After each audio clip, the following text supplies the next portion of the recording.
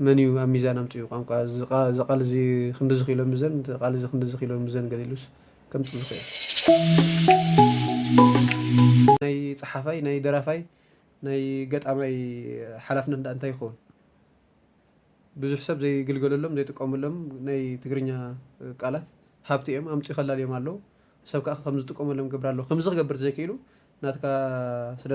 ስነ ጥበበኛ ምዃን ትርጉሙ ወላ ሓንቲ የብሉ ማለት እዩ ስኢሉ ሰብ ዝበሎ ጥራይ ወይ ብቐሊሉ ሰብ ዝብለን ጥራይ እንድሕር ቆሊብካ ተምፅእ ኮንካስ ንስኻሲ ፓሮት ወይ ሕንፃ ኢኻ እምበር ኣርቲስት ኮንካን ማለት እዩ ብዝያዳ ኣብ ጋዜጠኝነትን ኣብ ስነ ጽሑፍን ብፍሉይ ከዓ ኣብ ግጥምን ከባቢኡን ነጥፍ ማለት እዩ ግን ግእዝ ሕጂ እንድሕር ናብ ሕብረተሰብ ይዛረቡ ኢልና ዝተኽእሎ ኣለዎ ድዩ ባይታ ኣለዎ ድዩ ይከኣል ይኸ ካልእ መንገዲ ምዕቃብ ዶ ኣይምስሓሸን ወይ ድማ ከም ዘለዎ ናብ ሰብ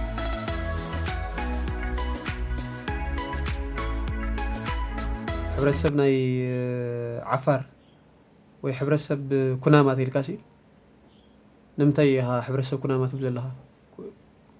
ቋንቋ ኣለዎ ባህሊ ኣለዎ እቲ ሕብረተሰብ ማለት እዩ ወይ ተዘይኮይኑስ ሕብረተሰብ ኣዲስ ኣበባ ኢልካስ ንኣብነት ናይ ኣዲስ ኣበባ ሕብረተሰብ ካብ ገለ ብሄራት ክበዝሕ ይኽእል እዩ ብቁፅሪ ምናልባት እውን ነባር ናይ ኣዲስ ኣበባስ ካብ ቁፅሪ ወይ ህዝቢ ኤርትራስ ክበዝሕ ይኽእል ግን ሕብረተሰብ ኣዲስ ኣበባ ክትብል ግን ኣይትኽእልን ኢኻ ነባር ናይ ኣዲስ ኣበባ ኢኻ ትብል ምክንያቱ ናቱ ናይ ገዛ ርእሱ ቋንቋ ናይ ገዛ ርእሱ ባህሊ ናይ ገዛ ርእሱ መንነትን ኣማፀን ስለ ዘይብሉ ህዝቢ ብሕብረተሰብ ኢልካ ክፅውዖ ትኽእል ሕብረተሰብ ህዝቢ ይኮነን ግን ብዙሕ ህዝቢ እዩ ብሚልዮናት ዝቁፀር ህዝቢ እዩ ስለዚ ናይ ሓደ ሕብረተሰብ መግለፂ ባህልን ቋንቋን እዩ ስለዚ ባህሉን ቋንቋን ክዕቅብ ዘይክእል እቲ ሕብረተሰብ ካብቲ ሕብረተሰብ ምዃኑ ወፂኡ ህዝቢ ወይ ዝኾነ ክሳኢኻ ትገብሮ ማለት እዩ ብቁፅሪ ዝግለፅ ዓይነት ናይ ሰብ ብዝሕ ኢኻ ትገብሮ ከምቲ ናይ ኣዲስ ኣበባ ኣብ ካይሮ ክንዲዚ ሚልዮን ህዝቢ ነበር ኣብ ኣዲስ ኣበባ ክንዲዚ ሚልዮን ህዝቢ ነበር ኣብ ዋሽንግተን ዲሲ እውን ክንዲዚ ሕብረተሰብ ክንዲዚ ህዝቢ ነበር ኢኻ ትብል እምበር ሕብረተሰብ ናይ ዋሽንግተን ዲሲ ክፍል ኣይትኽእልን ምክንያቱ ዋሽንግተን ዲሲ ካብ ተፈላለዩ ናይ ዓለም ከባቢታት ማእዝናት መፂኡ ዝቕመጠሉ ህዝቢ እዩ ናቱ ናይ ገዛ ርእሱ ባህልን ቋንቋን መሰረትን ዘለዎ ኣዕኑድ ናይ ሕብረተሰብ ዘብሎ ነገር ወይ ቶም ፒላርስ የብሉ ስለዚ ብቐሊሉ እውን ክገድፈና ይክእል ፅሉዋት ንብረት ንጥቀም ኣለና ንባህል ኣለና ብትምህርቲ ንወስድ ኣለና ነዚ ኩሉ በቲ ናትካ ቋንቋ ክትክኦ ተዘይፈቲንካ ሰባት ኣዋፊርካ ሓደ መዓልቲ ምውዳቕካ ይተርፍን ማለት ምምና ኣይኮነን ግን ተኽእሎ እዩ ፖሲቢሊቲ ሓደ ነገር ኣነ ተስፋስላሴ ገብረኣኒ ይበሃል ኣብ ፌስቡክ ከዓ ኣዝማሪኖ ትብል ስም ጥቀም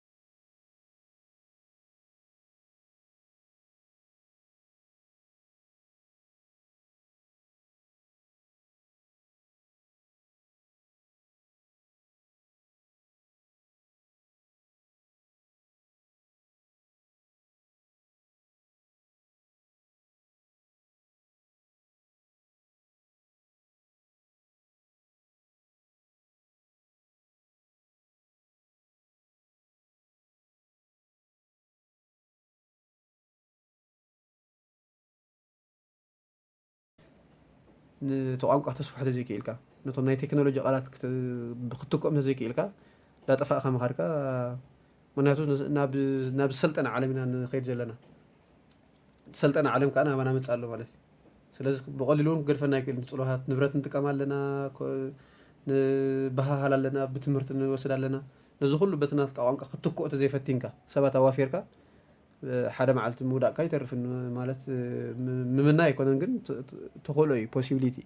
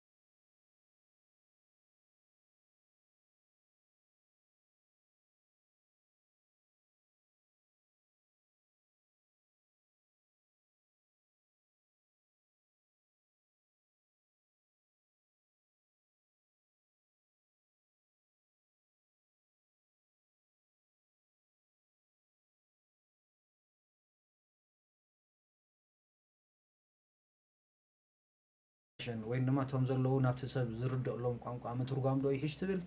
እንታይ ረዲት ኣለካ ቀዳምነት ከም ቋንቋ ግዕዝ ክህልዎ ዝብል መትከል ክህሉ ኽእል እዩ ቋንቋ ግዕዝ ክህልዎ ምክንያቱ ጥንታዊ ቋንቋ እዩ ቋንቋ ተተዓቀበ ምክንያቱ ኣሸንኳይ ንሕና ነቲ ናትና ይንብሎ ቋንቋ ግዕዝ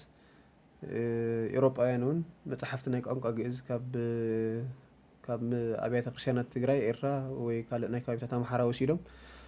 ኣብ ኤውሮጳ ብደረጃ ናይ ፒኤችዲ ዘምህርሉ ዘሎ ግዜ ቋንቋ ግዕዝ ሓልዮምሉ ይኮነን ከይጠፍእ ፈሪሖም ኣይኮነን ይመስለኒ ምክንያቱ ኣብኡ ዝተዓቁበ ብዙሕ ፍልጠትን ናይ ምርምርን መፅሓፍ ስለ ዝኾነ ንዕኡ ነቲ ፍልጠት ክምዝምዝዎ ስለ ዝደለዩ እዮም ብከምዚ ደረጃ ዝከናኸንዎ ወይ ከምዚ ገይሮም ናብ ትምህርቲ ከውፍርዎ ዝኽኣሉ ልዕሊ ዋናታቱ ማለት እዩ ስለዚ እቲ ካብቲ ቋንቋ እውን ክትርጎም ኣለዎ ናብቲ ቋንቋ ትግርኛ እቶም መፅሓፍቲ እውን ክትርጎሙ ኣለዎም እቶም ብሕልፍቶም ዝጠንተው ዝበሃሉ መፅሓፍቲ ናይ ጥንቲ ዝበሃሉ መፅሓፍቲ ክትርጎሙ ተኽኢሎም ፅቡቕ ነገር እዩ እቲ ቋንቋ ከዓ ናብ ኣስተምህሮ ተወረደ እውን ፅቡቕ ነገር እዩ ምክንያቱ ናይቲ ቋንቋ ምንጪ እውን ክትፈልጥ ይገብረካ እዩ ግእዝሲ ምስ ትግርኛ ዘለዎ ምስ ትግረ ዘለዎ ምስ ካልኦት ቋንቋታት ዘለዎ ዝምድና ብዙሕ ግዜ ስለ ዝዝረብ እንታይ ከም ዝመስል ምንባብ እውን ከድሊ እዩ በቲ ቋንቋዊ ሸነኹ ጥራይ ዘይኮነ ግን በቲ ናይ ክብለካ ፀናሕኮ ናይ ምርምራት ታሪኻዊ ትሕዝቶ ፍልጠት ኣመፃፃ ናይቲ ሕብረተሰብ ባህሊ ወዘተርፈ ኣብኡ ስለ ዘሎ ናይ ነዊሕ ዕድመ ናይቲ ሕብረተሰብ እንድሕር ንምርምር ኣለና ሲ ካብኡ ኢኻ ክትጅምር ማለት እዩ ስለዚ ናብቲ ናይ ጥንትን ወይ ናይ ቀደም ዝነበሩ ሰባት ዝነበሮም ዓቕምን ተኽእሎታትን ንክትፈልጥ ስለ ዝሕግዘካ ኣብቲ ናብ ሕብረተሰብ ከመይ ገይሩ ናብ ኣስተምህሮ መገዲ ክመፅእ ኣለዎ ወይ ብትምህርቲ ክዝርጋሕ ኣለዎ ገለ ዝብል ብዙሕ ቴክኒካትን ሜላሃትን ክህሉ ክእል እዩ ክግበር እውን ዝከኣል ነገር ስለ ዝኾነ ቀረባ እዩ ምክንያቱ ካልእ ባዕዳዊ ቋንቋ ኣብ ካልእ ዓዲ ወይ ኣብ ካልእ ዓለም ዝነበረ ወይ ካልእ ኣህጉር ዝነበረ ይኮንካ ናብዚ ተምፅእ ዘለካ ብቐረባ ምስቲ ቋንቋ ከዛምድ ትፈልጦ ብውሕድ ዋላ ይረዳእካ ትሰምዖ ቋንቋ ስለ ዝኾነ ክዝርጋሕ ተኽኢሉ ብስሩዕ ከም ሓንቲ ኣብ ኣብያተ ትምህርቲ ከም ሓንቲ ክላስ እንድሕር ክወሃብ ጀሚሩስ እቲ ቋንቋ ሲ ብዙሕ ሰብ የገድሶ እዩ ኢለ ይሓስብ ማለት እዩ ፅቡቕ ግእዝ ኢልና ካብ ምምፀናሲ ኣጋጣሚ ከዓኒ ኣብ ስነ ጥበብ ኣብ ሙዚቃ ገለ ስለትነጥፍ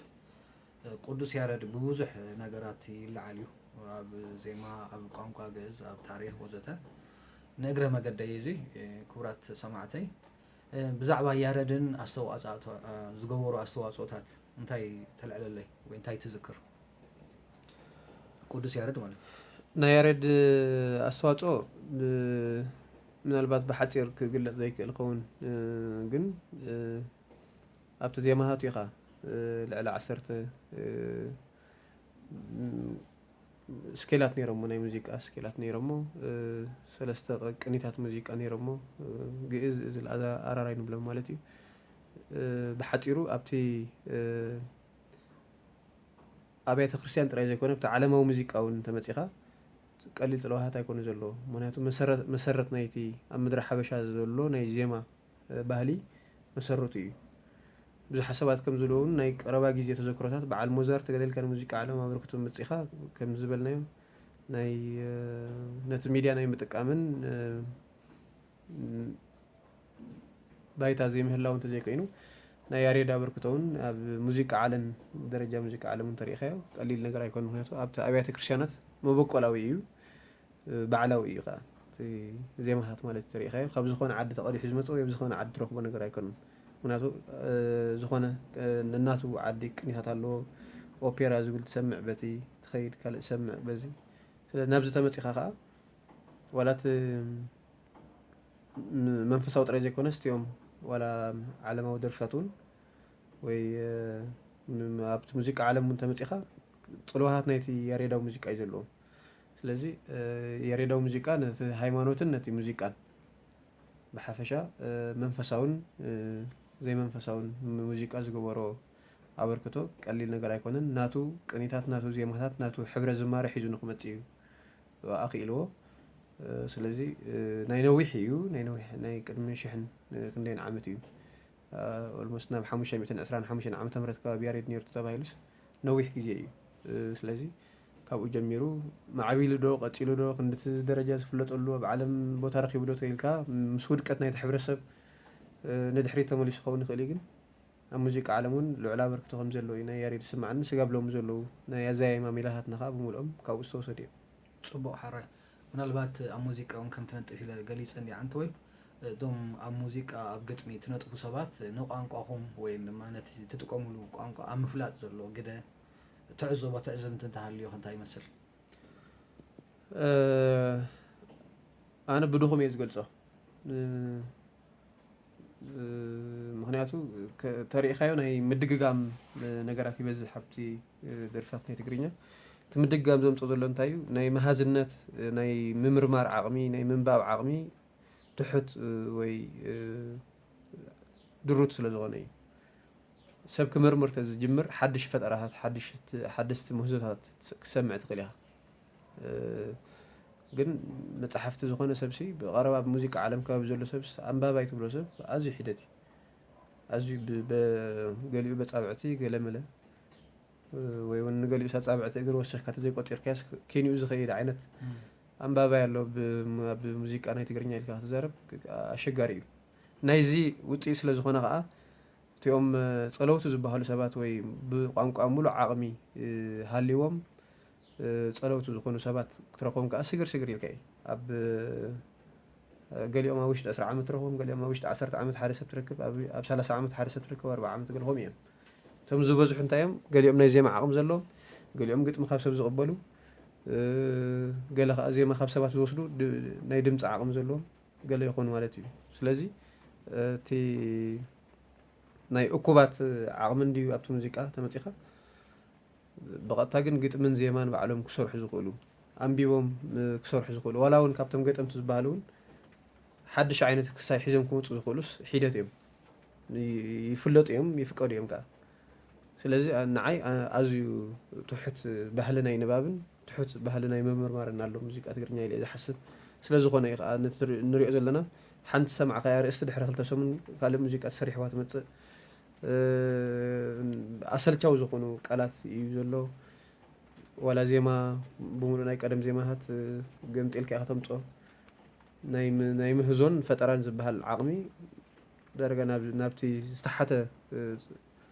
ደረጃ ኣብ ዝወረደሉ ግዜ ስለ ዘለናስ ባዕሉ እቲ ምዕባለ ናይቲ ሙዚቃሲ ይነገረካ እዩ ሰባት ከምዚ ይብሉ ማለት እዩ ፅቡቅ ኣተሓሳስባ ኸ ንኣብነሲ ኣተሓሳስባ እንተ ሃብቲሙ ኣብርሃም ኣፍወርቂ ዝገልፆ ሓሳብ ኣሎ ብዙሓት እውን ኣተሓሳስባ እቲ ስእነት ወይ ሕፅረሲ ምስ ኣተሓሳስባ ዝተሓሓዝ ድዩ ምስ ዘይምንባብ ጥራይ ዝተሓሓዝ ድዩ እኹል መፅሓፍቲ እኹል ዓውድታት መመራመሪ ኣሎ ዶ ኣካዳሚክ ቋንቋታት ከኒ ከምቲ ዘድለይ ምስ ዘመን ዝኸይድ ይህሉ ኢልካ ትሓስብ ኣይመስለንን ተዝህሉ ከዓ ናበይ እሞ ክሕባእ ነይሩ መወፀ ምክንያቱ ኣብ ከም ዳዓንተ ወይ ዝበልካ ንሓደ ነገር ሳብ ውፅኢት ኢኻ ትግምግሙ እንድሕር ሓደ ዓቕሚ ኣሎ ኮይኑ ብውልቀ ዝኾነ ሰብ ብውልቁ ኣንባባይ ኮይኑ ይኸውን ኣብ ዝኾነ ፅቡቕ ደረጃ ዝበፅሐ ሰብ ይህሉ ኸውን ግን ዝርድኦ ዝሰኣነ ሰብ ክህሉ ኸውን እዩ ግን ካብቶም ዝወፁ ዝተረኣዩ ኢኻ ክትዛረብ ትኽእል ናይ ምንባብ ክበሃል ከሎ መፅሓፍ ጥራይ ምንባብ ኣይኮንን ወይ ኣብ ጥቓኻ ፀናሕካ ነገር ጥራይ ምንባብ ኣይኮንን ተገዲስካ ናይ ምንባብ ክትፈልጥ ናይ ምድላይ ኣነ ሙዚቃ እንድሕር ጀሚረ ኮይነ ሙዚቃሲ ከመይ እዩ ኣብ ከምዚ ደረጃ በፂሑ ናይ ምንታይ ሙዚቃ ናይ ትግርኛ ሙዚቃ ተልካ ንኣብነት ዝኾነ ነገርሲ ብመጠኑ ክትሪኦ ተጀሚርካ ታሪክ ሙዚቃ ትግርኛ ስካበይ ይጅምር ብዓለመን ጀሚሮሞ እንታይ ማዕቢሉ እንድሕሪት ተመሊሱ ዋላ ንቅድሚት ከይዱ ሰጉሙ ኣብ ምንታይ ደረጃ ኣሎ ኣነ ኣብቲ ምምዕባል ሙዚቃ ትግርኛ እንታይ ኣበርክቶ ወይ ከዓ ግደ ክህልዎ ንኽእል ኢሉ ሰብ ዝብገስ ኣይትርኢን ኢኻ ሓንቲ ዝረኣያ ነገር ክደግም እዩ ዝደሊ እዚ ከዓ እንታይ እዩ ዝመስለኒ ናይቲ ሕብረተሰብ ባህሊ ዘይምንባብ ካልእ መፅሓፍ ጥራይ ኮንከን ክተንብብ ናይቲ ሕብረተሰብ ኣነባብራ ዘይምምርመር ኣሎ ናይቲ ሕብረተሰብ ስነ ልቦና ዘይምምርመር ኣሎ እዚ ኩሉ ይተኣሳሰር እምበር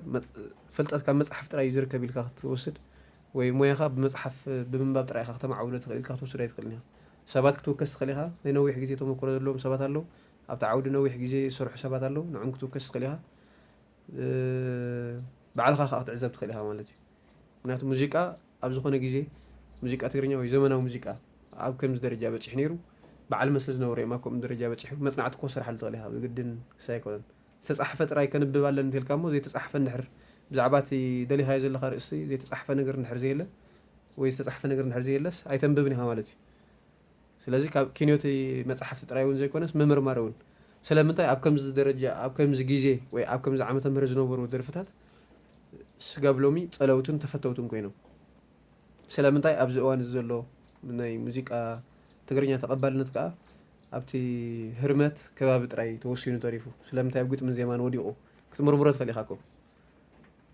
እቶም ኣብቲ ግዜ ንትግርኛ ቋንቋ ዘማዕበሉ ሰባት እንታይ ዓይነት ሰባት እዮም ነይሮም ክትምርምሮ ትኽእል ኢኻ ስለዚ ምሕታት ምምርማር ምፅናዕ ኣና ምስትውዓል ከዓ ምክንያቱ ልቦና ምስትውዓል ፍልጠት ምምርማር እንድሕር ሃልዩ ዝኾነ ሰብ ኣብ ናቱ ክሳይ ክብርኽ ስለ ዝኽእል ከም ዝመስለኒ እቶም ኣካዳሚ ቋንቋ ድዩ ዋላ ካልእ እውን ትሪኦ ገለሲ ስማዊ ተዘይኮይኑስ ብዙሕ መሰረታዊ ዝበሃል ለውጢ ከምፅእ ዝኽእል ኣይኮነን ካብ ኣበጋግስኡ ጀሚርካ ምክንያቱ እቲ ኣድማሱ ዘስፍሓሉ መገዲ ተሪእኻዮስ ኣዝዩ ኣብ ፀቢብ ዓንኬል ተመርኪዝካ ኢኻ ሽም ጥራይ ኢኻ ትሃንፅ ማለት እዩ ዓብዪ ሽም ኣካዳሚ ትገብር ሽዑ እቲ ኣካዳሚ ግን እንታይ እዩ ክሰርሕ ዝግብኦ እንታይ ዕማማት ክኸውን ዝግብኦ ተልካ ግን ካልእ ክኸውን ማለት እዩ ስለዚ ኣነ ዝመስለኒ ኩለንተናዊ ውድቀት እዩ ሒዝዎ ነቲ ሙዚቃ ዝጥሕ ዘሎ ወይ ነቲ ቋንቋ እውን ማለት እዩ ሙዚቃ እንድሕር ይወርዳ ኣሎ ቋንቋ ይወርዳ ኣሎ ቋንቋ እንድሕር ወዲቑ ሙዚቃ እውን ክወድቕ እዩ ማለት ሓደ መዓልቲ ምክንያቱ ኣብ ሙዚቃስ ኣብ ባህሊ ተዘይተሃኒፁስ ኣብ ምንታይ ክህነፅ ይኽእል መሰረት ባይታ ይብሉ ማለት እዩ ፅቡቅ እሞ ክቡራት ሰማዕትና ቀዳማይ ክፋሉ ንዕረፍና ኢና ነቲ ቀለመጥያ ክንገብሮ ሓሲብና ዘለና ስለዚ ነዛ ቀዳማይ ተኽፋል ኣብዚኣ ክንዕርፍ ሕራይ እምበኣር ክቡራት ተኸታተልትና ኣብ ኩሉ ኩርናዓት ዓለም ዘለኹም ኣብ ዝሓለፈ ክልተ ክፋል ዕላላት ምስ ጋዜጠኛን ገጣምን ተስፋ ስላሴ ከም ዝገበርና ተኸታቲልኩም ትኮኑ ተስፋ እንዳገበርኩ ሕጂ ከዓ ንሳልሳይ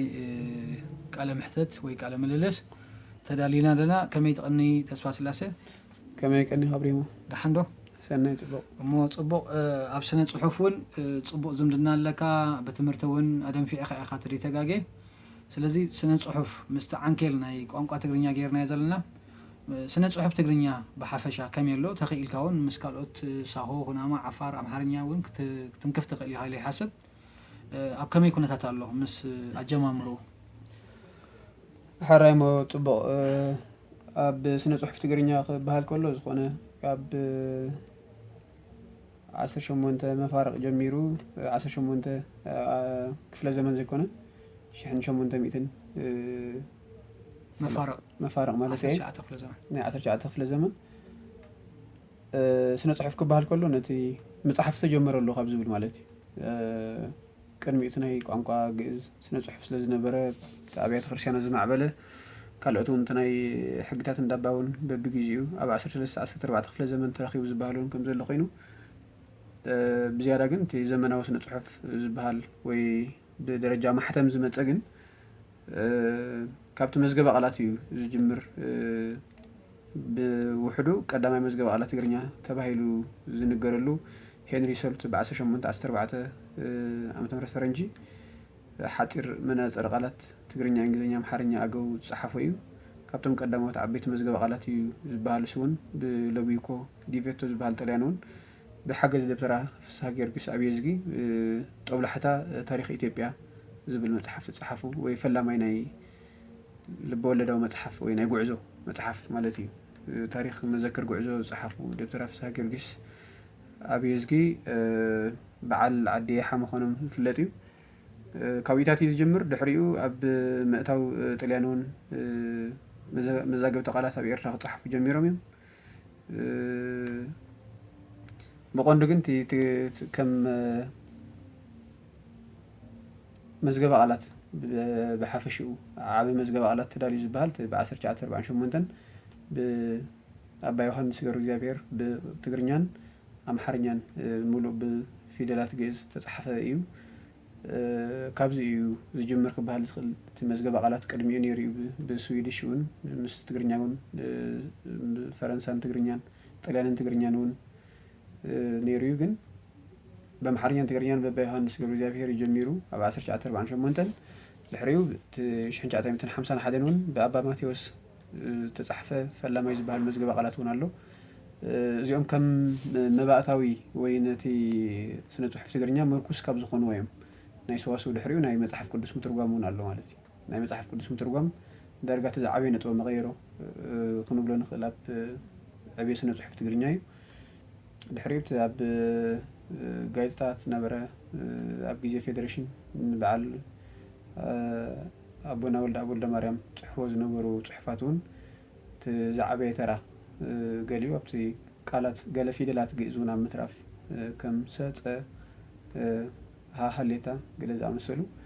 ነገራት ፈሊኻ ኣብ መጽሓፍ እውን በዓል ኣቦይ ወልደ ማርያም ብዙሕ ነገራት ዝዓበየሉ ምዃኑ ይፍለጥ እዩ ድሕሪኡ እውን መፂኡ እዩ ማለት ናይ ብዙሓት ሰባት ተራ ኣለዎ ክሳብ ዘለና ግዜ በዓል መምህር ኣስረስ ተሰማ ክትጠቅስ ትኽእል ኢኻ ቶም ኣብ ኣርባዕታት ኣብ ግዜ እንግሊዝ ካብ ሕልፊ ዝፀሓፉ ዝነበሩ መጽሓፍቲ እውን ወሳኒ ተራ ነይሮም ሓደ ዛንታ በባ ገብረየሱስ ሃይሉ ካልኦትን ማለት እዩ ድሕሪኡ እውን መዝገበ ቃላት ትግርኛ እውን ኣብ ግዜ ደርጊ እውን ብመርጌታ ግርማጽዮን መብራህቱ ትግርኛ ብትግርኛ ንመጀመርያ ግዜ መስለኒ ተጻሕፈ መዝገበ ቃላት እዩ ቅድሚኡ ትግርኛ ምስ ካልኦት ቋንቋታት ወፃን ምስ ቋንቋ ኣምሓርኛን እዩ ነይሩ ንፈለማ ግዜ ግን ብ1976 ኣቆፅራ ግእዝ ብመርጌታ ግርማጽዮን መብራህቱ ልሳን ኣጋዚ እም ግርማጽዮን ዝብል ሙሉእ መዝገበ ቃላት ትግርኛ ብትግርኛ ዳርጋ ሓደ ናይ መዘውሪ ክትብሎ ትኽእል ኢኻ ካብቲ ናይ መዝገበ ቃላት ትግርኛ ርእሰ ምትእምማን ሒዙ ንክመጽእ ዝገበረ እዩ ድሕሪ ምእታው ህዝባዊ ግንባር ናብ ኤርትራ ህዝባዊ ወያነ ሓርነት ትግራይ እውን ናብ ትግራይ ገለ ምንቅስቓሳት ተጀሚሮም እዮም ኣብ መንጎኡ ዘለዉ ዓበይቲ ጸሓፍቲ ኣለዉ እዮም ጠቒስና ክንውድኦም ስለዘይንኽእል እዩ እምበር ብዙሓት መጽሓፍቲ ተዋስኦታት እውን ካብ ካልኦት ቋንቋታት እውን ይትርጎሙ ነይሮም እዮም ናይ በዓል ኣማኑኤል ሳህለ ናይ ሰዋስው መጽሓፍቲ እውን ንሰዋስው ትግርኛ መባእታ ዝኾኑ ዝርሳዕ ኣይኮነን ናይ ተክኤ ተስፋይ እውን ናይ ዘቐረባ ግዜ ማለት እዩ ኣቶ ኣዲ ገብረ እውን ኣብ ሾደን ማለት እዩ ብወገን ትግራይ ተመጺኻ እውን ገለ እውን ኣለዉ መጽሓፍቲ መዝገበ ቃላት እውን ኣብ መምህር ኣስረስ ተሰማን መምህር ገብረ ኪዳን ደሳን እውን ኣብ 1989 ብግእዝ ወይ 96 ፈረንጂ ኣብ ኣዲስ ኣበባ ዝተሓትመ ቃላ መዝገበ ቃላት ትግርኛ ብትግርኛ ዝብል ኣሎ ልዕሊ 6 ሰባት ተዋፈሩሉ እዩ ተጋሩን ኤርትራውያንን ብሓንሳብ ኮይኖም ዝሰርሕዎ መምህር ኣስረስ ተሰማን መምህር ገብረ ኪዳን ደሳን ዝኣረምዎ መጽሓፍ እዩ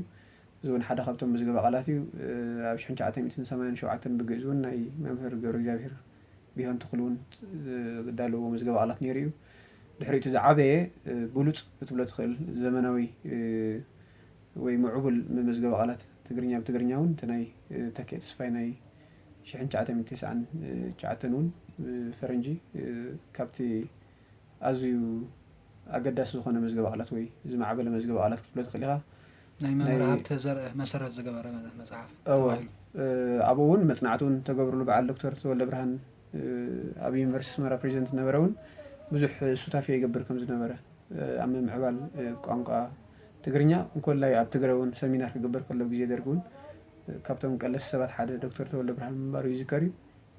ስለዚ ከም ዝዳበለ እዩ መጺት ስነ ጽሑፍ ኣብ መንጎት ናይ ልቢ ወለዳት ናይ ታሪክ መጽሓፍቲ ገለ ከም ዘለዎ ኮይኑ ብከምዚ ደረጃ እዩ መጺኡ ግን ዋላ ብከም ደረጃ መጺኡ እውን ጻዕርታት እውን ናብ ረብሓ ክቕየር ኣይከኣልን ኮይኑ ይስምዓና ኣነ ምክንያቱ እቲ ንኣብነት ከም ካብ ኩሉ ንላዕሊ እቲ ናይ ትርጉም መጽሓፍ ቅዱስ ብቋንቋ ትግርኛ ኣዝዩ ዝበለጸ ኮይኑ ይስምዓና ኣብ ዕብየት ቋንቋ ትግርኛ ንሱ እንተኾነ እቲ ናይ ምንባብ ባህሊ እቲ ናይ ምዝርጋሕ ባህሊ ናይ ከተማ ምስፍሕፋሕ ክኸውን ይኽእል ወይ ናይ ተበጻሕነት ወይ መባጽሖታት ምሕጻሩ ክኸውን ይኽእል ናብ ኩሉ ከባቢታት ክበጽሕ ስለዘይክእል እቲ ዝበጽሓሉ ናይ ንባብ ተመክሮ ስለዘይብሉ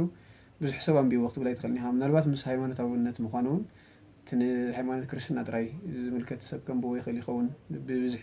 ወይ ከም ጽልዋ ግን እቲ ክርስቲያን ዝበሃል ወገን እውን ንዑምቢቦ ነይሩ ተዝኸውን ኣብቲ ስነ ጽሑፍ ክህልዎ ዝኽእል ተራ ግን ቀሊል ኣይኮነን ንብዙሓት ሰባት እውን ቀሊል ኣበርክቶ ኣይኮነን ገይሩ ብዕዙዝ ዝኾነ ኣበርክቶ እዩ ዘለዎ መጽሓፍ ቅዱስ ንብዙሓት ጸሓፍቲ ኣብ መንፈሳዊ ይኹን ዓለማዊ ማለት እዩ ስለዚ ከምዚ ኢሉ ምስ ብዶታቱ ኣብ ተፈላለዩ ስርዓታት ነቲ ቋንቋ ገሊኦም ብጭቆና ገሊኦም ጠመተ ብዘይመሃብ ክሃሲቦ ስለ ዝጸንሑ እቲኦም ቋንቋን ባህልን ተቃሊስና ዝብሉ ስርዓታት እውን ከይተረፈ ዝግባእ ተገዳስነት ስለ ዘይረኣዩ ብምንጽር ንዓይ ህዝባዊ ግንባር ኣብ ቋንቋ ትግርኛ ዝገበሮ ኣበርክቶ ክሓይሽ ይኽእል ኢለ ይሓስብ ምክንያቱ ብዙሓት ናይ ሕክምና መጽሓፍቲ ይጽሓፉ ይትርጎሙ ስለ ዝነበሩ መዝገበ ቃላት እውን 1976 ብቆፅራ ፈረንጂ እውን ኣብ ሳሕል ኮይኖም እውን ዘዳለዎ ስለ ዘሎ ብመዝገበ ቃላት ትግርኛ እንግሊዝኛ ዓረብኛ ብከምዚ መጺኻ ኣብ ህወሓት ነቲ ቋንቋ ዝሃብዎ ጠመተኻ ኣዝዩ ዝተሓተ ኮይኑ ይስምዓካ እዩ እውን ከዓ ብግብሪ እውን ተሪኢኻዮ ማእከላት ኣይነበረን ክሳብ ሎሚ ናይ ማእከል ባህሊ የለን ኣብ ትግራይ ክሳብ ሎሚ ኣብ ኢትዮጵያ ተመጺኻ በዓል ኣምሓራ 7-8 ልዕልዩን ኣብ ኩሉ ዞባታት ናይ ኣምሓራ ማእከላት ባህሊ ኣሎ ኣብ ኦሮምያ እውን ከምኡ بقليل أنا بدي ساوي أنت تعذب كابتي سالم كاب زلوا عاب ما أكل بحال الدراش ناي ورملو عبت جرايجن كابتي مقالة مستعبية عن صفحة كتير غلها ما أكل بحال زي بالله ختمها أبيت أنا ممكن تزيد اللي يكونن تميرياون معك ناس مرة خبون زقبا تأمثن كل حدا يرخبان كيلهاتنا يكون قايب لنا بفنو مجدي ويبزر بزلمه مجدي خيط السبس لازم حسرتنا يتي تصقاتات وي حسرتنا يتقربات كم زلو غينو تقرباتون بقبنا زي متقام حسرت كات زعابي مالتي زرائني ولا تزلون كنت تقوموا لي كلان كندي اكل كاب صحفي كندي اكل كاب غايصنيات كندي اكل كاب ناي سنه صحف سبات وي ناي ميديا سبات وي ناي سنه طباب سبات سي كندي يوم توم مزجب قالات كوكس زقلو سواسو تقرنيا فتشو زقلو وي بتقرنيا تصحف مصحف تخدلو زقلو سبات كندينا كنديوم تلكا ازو حدت وي حدت تقدسنت يزلو سلازي عزوز تقدسنت كله بتقنقاون غوسغواسن ماكلات كفيتكا ناي مبربار سرحتون يدل نيرو ازون كغبراي تخالن سلازي تدمامير مالتي ناي منغستي ناي تكالات ناي نت مويا زملكتهم سبات ناي كلهم حماقن زي تقدسنت تدماميرو نتقاونقا حيزون دحري تمليسو مالتي مغنياتو تتغرينيا كمعبل كتب له خلها ቋንቋ ትግርኛ ክምዕብል ኣብ ዝግባአሉ ደረጃ ገና ኣብ ምዕቃዊ ዝረማረም ዘሎ ተሰብ ማለት እዩ እቲ ምዕቃቡን ብዝዕግብ መገዲ ይኮነን ገና ናይ ላሕጃ ፍልልያት ኣይተፈትሐ ናይ ላዛ ፍልልያት ኣሎ ገና በብግዚኡ ኣብ ኤርትራ ዝሓሸ እኳ ተሰሪሕሉ ተኾነ ወይ ናይ ከምኡ ዓይነት ፀገም ተዘይሃለዎ ኣብ ትግራይ ክትዕዘቦ ከለካ ግን ብዙሓት ብላዛ ቋንቋ ትግርኛ بلازانا خنصحفينا بزلمدنا يخنزاربينا قال زبل يمص تصقمنا يمنيو الى انا وينايتهم كومو زبل زلو سبات تصقمون زي كخون يخل قرص حيزو زي مصنحو اب ستاندرد حيزو زي مصنحوتي قانقا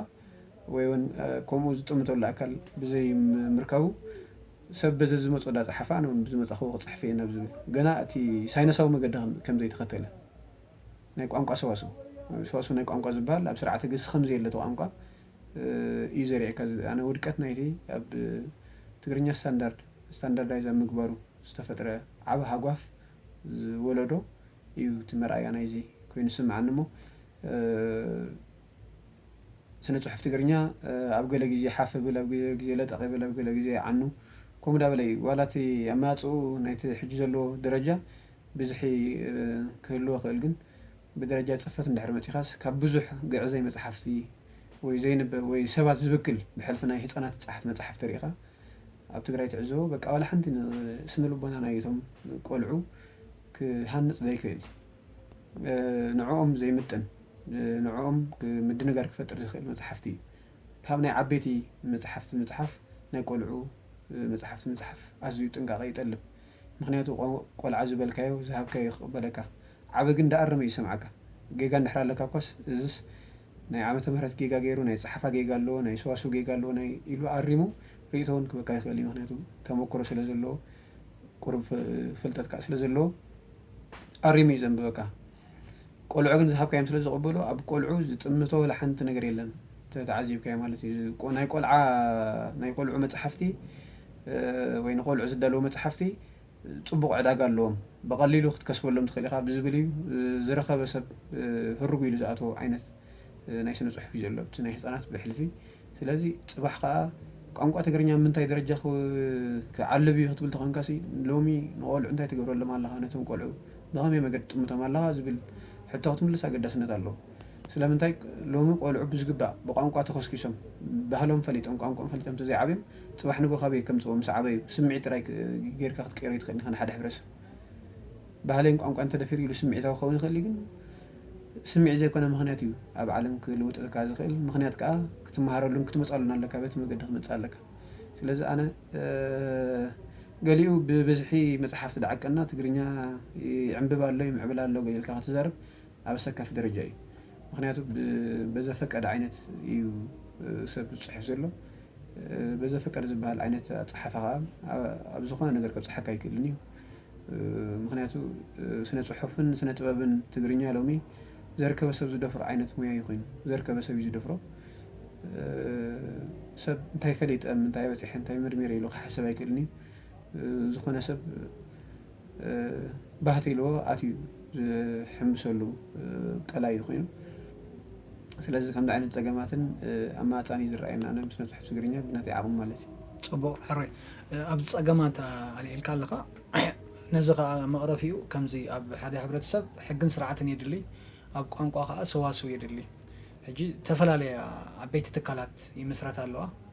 ንሰን ይኹን እቲ ዝምልከቶ ኣካል ሰዋስው ከም ሓደ ማእከል መራኸብን ወይ ስርዓትን ሕግን መትሓዚ እንታይ ተሰርሐ ኣሎ ሰዋስው ቋንቋ ትግርኛ ከዓ ምንታይ ብርኪ ኣሎ ኢልካ ትሓስብ ሰዋስው ቋንቋ ትግርኛ በቲ ዝተፃሕፈ ሰዋስው ኣይኮንኩን ክሪኦ ኣነ በቲ ሰብ ዝፅሕፈሉ ዘሎ ሰዋስው ኢኻ ትሪኦ በቲ ሰብ ዝፅሕፈሉ ሰዋስው እንድሕር ኬድካ ኣይዓበየን በቲ ዝፅሓፍ ዘሎ እንድሕር ኬድካ ግን እቶም ተፃሕፉን ቀለልቲ ኢልካ ክትንዕቆም ትኽእል ነገራት ኣይኮኑን ንሕብረተሰብ ነቲ ቋንቋ ክጥምቱ ዝኽእሉ ተፈላለዩ መፅናዕታት ተኻይዶም እዮም ውልቃዊ ክኸውን ትካላዊ ደረጃ ውልቀ ሰባት እውን ክትንእዶምን ክተኽብሮምን ዝግባእካ ብዙሓት ሰባት ኣለዉ እዮም ኣብ ስነ ጽሑፍ ትግርኛ ግን ተናሃቶም መገዲ ተዘይሒዝካዮ ተዘይንቢብካዮ መፅሓፍቲ ተዘይተጠቂምካሉ ናትካ ስነ ጽሑፍ ክጥቀመሉ ከተውዕሎ ከተገልግሎ እንድሕር ዘይክኢልካ እቲ ደረጃ ናይ ስነ ጽሑፍ ሎሚ ዳርጋ ብጌጋታት ናይ ትግርኛ ትስሕቐሉ ግዜ እዩ ብዙሕ ሰብ ተሪኢኻ ዋላ ዓበይቲ ሚድያታት ዝበሃላ ዝተጋገየኡ ጌጋ ስክሪንሾት ጌርካ ውፅኢኻ ማሕበራዊ መራኸብታት ዘርጊሕካ ንመስሓቕን መዋዘይን እዩ ዝኸውን ዘሎ እዚ እንታይ የርእየካ ኣብቲ ሰዋስው ኣብቲ ሚድያታት ዝበሃላ ክኢላታት ከም ዘይቆፀሩ እቲ ቋንቋ እትዮም ናይ ፕሮዳክሽን ክኢላታት ወይ ናይ ቴክኒክ ክኢላታት ዝፅሕፉ ምክንያቱ ንሶም ኣብቲ ናይ ቴክኒካዊ ፅቡቕ ከድምዑ ክእሉ ኮኑ ግን ንሶም ድሕር ፅሕፎ ኮይኖም ወይ ንዖም ዝሕግዞም ናይ ቋንቋ ክኢላ ክቁፅረሎም ተዘይክኢሉ ብዝመሰሎምን በታ ዝለመድዋን ገሊኡ ናይ ዘይተማሃረ ዝመስል ዓይነት ቋንቋ ገለ የተማሃሩ እንዲዮም ገለ ትብሎም ነገራት እውን ትሪኢኻ ብሜድያ ክትሪኦ ከለኻ ከምዚ ናይ ትግርኛ ዓይነት ኣፀሓፋ ዘይኮነ ማለት እዩ ኢልካ ብኣፍካ ገሊኡ ሰብ ካብ ኣፉ ዘውፅኦ ናይ ሰብ ኣዘራርባ ዝመስል ዓይነት ኢልካ ትፅሕፎ ኣብ ሚድያታት ትሪኢኻ እዚ ዘርእየካ ክኢላታት ናይ ቋንቋ የለዎ እንተዘይመዲብካ ኣሎ ንኩሉ ሙያ ነታ ቴክኒክ ሲ ዝኽእላ እዩ ዝኽእላ ኢሎም ስለዝሓሰቡ እዮም ናይ ቴክኒክ በዓል ሙያ ዝቆፅሩ ናይ ካልእ ኣቕሙ ማለት እዩ ናይ ካሜራ ሙያ ዘይብሉ ሰብ ኣብ ካሜራ ክቁፅር ኣይክእልን እዩ ስራሕ ልምዱን እቲ ወረቐቱን ትምህርቱን ተራእዩ ክቁፅር ዝኽእል ስለዚ ነታ ቋንቋ እቲ ናይ ካሜራ ክኢላ ክኣቱ ከሎ እቲ ናይ ቴክኒክ ክኢላ ክኣቱ ከሎ ነታ ሒዝዋ ዘሎ ሙያ ተማሂርዋ ስለዝኾነ ተዋዲሩላ እንድሕር ኣትዩ ነታ ዘይተምሃራ ትግርኛ ከመይ ኣቢሉ እዩ ኣብኡ ብሃበ ተረኸበ ክፅሕፋ ዝኽእል እሱ ንምታይ ወይ ክፅሕፋ ይግበር ማለት እዩ ስለዚ ተገብረን እዩ ዝገብር ዘለሱ ኣብዝታት ኢኻ ፀገም ትርኢ ኣብቲ ስነ ፅሑፍ ከዓ ከም ዝበልኩ ማለት እዩ ናይ ግጥሚ ስምዒት እንድሕር ኣለካ ስኢልካ ተምፅኦ ንሰሙያ እውን ኣይተሪኦን ኢኻ ገሊኡ ማለት ንሰሙያ ማለት ገጣማይስ ናይ ገጣማይ ግድን ክእርም ኣለዎ ይኮን ገጣማይ ኮይኑ ኣብ ስነ ፅሑፍ ፅቡቅ ርድኢት ኣብ ሰዋስው ፅቡቅ ግንዛቤ ዘለዎ ሰብ እንድሕር ኮይኑ ክእርመልካ ፀገም ዘለዎ ይኮነ ገሊኦም ግን ነቲ ቋንቋስ ዘዳርጋ ዘይፈልጦ ሰብ ወይ ኣብ ተዋስኦ ፅቡቅ ከይድሎ ወይ ኣብ ደርፊ ፅቡቅ ከይድሎ እዮም ይሪእዎ ገለ ይግምግሙ ማለት እዩ እዚ ትሪኦ ነገራት እውን ኣለዉ ሕፅረት ናይቶም ፅሑፍ ሰባት ርድኢት ይመስለኒ ስለዚ በዓል እዚ ክትሪኦ ከለካ ስነ ፅሑፍ ትግርኛ ብዙሕ ብትግርኛ ክፅሕፍ ዝደሊ ቁጥሩ ውሕድ ዘይኮነ ሰብ ኣሎ ስምዒ ዘለዎ ትግርኛ ክዕቢ ዝደሊ ኣሎ ግን ትግርኛ ክትዕቢ ምድላይን ትግርኛ ክትዕቢ ምፅዓርን ግን በቢኒ እዩ እቲ ምድላይ ነቲ ፃዕርታትካ እቲ ምድላይካ ነቲ ድኻም እንድሕር ተዘይተሓዊሶስ ሃቐናኻን ትፅቢትካን በቢኒ እዩ ክኸውን ስለዚ ኣብ ግብረ ክነምፅኦ እንድሕር ኮይና ፀሓፍቲ ናይ ስነ ፅሑፍ ናይ ሰዋስው ናይ ስነ ቃል ናይ ስነ ቋንቋ ሃብቲ ክህልዎም ክኽእል ኣለዎ እንተዘይኮይኑ እውን ነቶም ናይ ሰዋስው ክኢላታት ሰባት ክእርሙ ይኽእሉ ኣለዉ ምክንያቱ ኣብ ኩሉ ነገር ተዓፃፋይ ኮይንካ ክትፀንሕ ዘይትኽእለሉ ተፋልየ ምክንያት ክህሉ ይኽእል ወይ ግድን ኣይኮንከን ኣብ ኩሉ ክተድምዕ ግን ስኻታ ናይ ስነ ፅሑፍ ተውህቦ እንድሕር ኣላትካ ተፅሒፍካያ እታ ልቢ ወለድ ሓደ ንፉዕ ናይ ቋንቋ ክኢላ ሰብ ኣምፂኻ ክተእርማ ዘሸግር ነገር ኣይኮነን ድሕሪ ዋጋ ክፈለሉ ዘለዎ ኮይኑ ዋጋ ክፈለሉ ኣለዎ እቲ መፅሓፍ ንወለዶታት እዩ ዝሓልፍ ዘሎ ብስምዓት ጌግኡ ብስምዓት ገፈል መፈሉ እንድሕር ዝሕተም ኮይኑ ግን ሰባት ይልክም ኣለዉ ዝበሃል መሲሎም ይደግሙ ኣለዉ ንዕኡ ስለዚ ኣብ ከምዚ ዓይነት ዓበይቲ ሃጓፋት ይርኢ ነዚ ከምፅኦ ዝኽእል ከዓ ትካላዊ ዝኾነ ነገር ስለዘየለ እዩ ኣብ ኤርትራ እኳ እቲ ከም ትፈልጦ ትካላት ኣለዋ ናይቲ መንግስቲ ነቲ መፅሓፍቲ ነቲ ክሳይን ክእርሙ ዝኽእሉ ሰባት ኣለዉ ብርድኢቶምን ብደረጅኦምን ኣብ ትግራይ ግን ንዝደለኻዮ ሰብ ኢኻ ትቦ ዝደለዮ ሰብ ኢኻ ዝዘርግሕ ዝደለዮ ሰብ ኢኻ ውፅእ ዝኽእል እቲ ናይ ሰንሰርሽፕ ዝበሃል ሕጊ እውን ብዙሕ ፍንው ስለ ዝኾነ ገሊኡ ነቲ ናፅነት ክመስል ይኽእል እዩ ከም ዝደለኻዮ ጌርካ ክትፅሕፍ ክትቃወም ተለኻ ትቃወም ክትድግፍ ተለኻ ትድግፍ